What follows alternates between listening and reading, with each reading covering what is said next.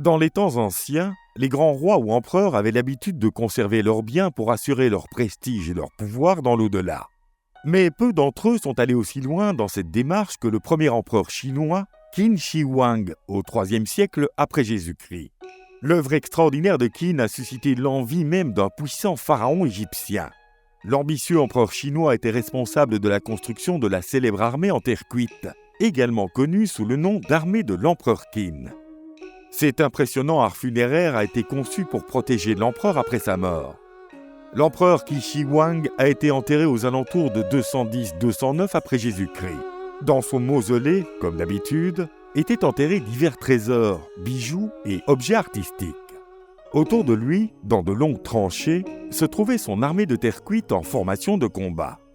Des sculptures en terre cuite représentent son armée, avec des centaines de répliques grandeur nature de soldats, de généraux, de chevaux et de chars. Chacune est moulée individuellement, avec des expressions uniques du visage, des positions et des vêtements. Chaque statue a été complétée par son armement respectif, comme des lances, des arcs ou des épées en bronze, peints dans des couleurs vives et laqués pour la protection et la finition.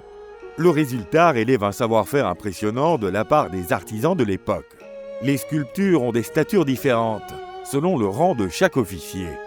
Les fouilles estiment que l'armée était positionnée dans 3 tranchées, avec plus de 8000 sculptures de soldats, 130 chars tirés par 520 chevaux et 150 soldats de cavalerie. Une grande partie de l'armée de l'empereur Qin reste enterrée à ce jour.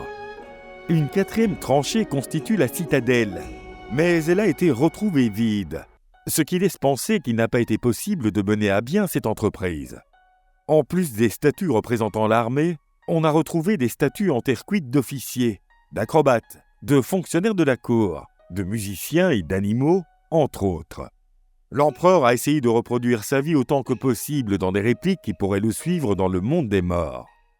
Les archives archéologiques indiquent que la construction du mausolée a commencé en 246 après Jésus-Christ et a duré environ 38 ans, mobilisant quelques 700 000 ouvriers. Bien que le temps ait détruit et usé l'aspect glorieux de la nécropole, des documents rédigés par l'historien Sima Qian entre 140 et 95 après Jésus-Christ rapportent qu'en plus de l'impressionnante armée en terre cuite, l'empereur a été enterré avec les trésors du palais. Dans sa crypte se trouvaient des représentations des étoiles, du soleil et de la lune, faites de pierres précieuses. On rapporte également que l'empereur a créé des rivières artificielles de mercure dans tout le complexe, qui simulaient la topographie des rivières régionales. Certains de ces rapports n'ont pas encore été confirmés par les découvertes archéologiques.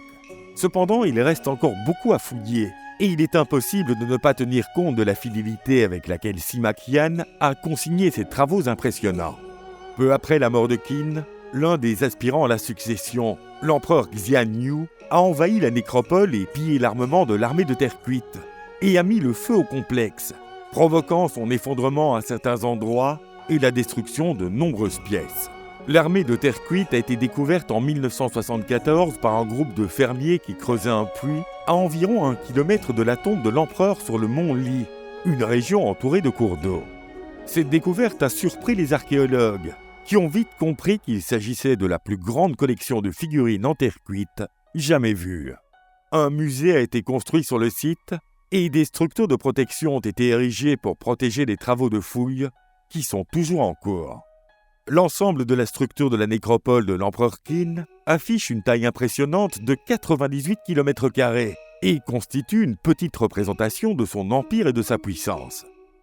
La tombe principale a été construite en forme de pyramide à la base du mont Li et occupe un espace correspondant à un terrain de football. La tombe de l'empereur Qin n'a pas encore été fouillée, car le risque de dégradation est énorme si elle est ouverte.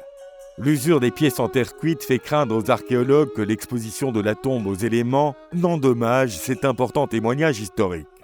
Avec son armée de terre cuite, l'empereur Qin a atteint son objectif de porter son histoire glorieuse au-delà de la mortalité.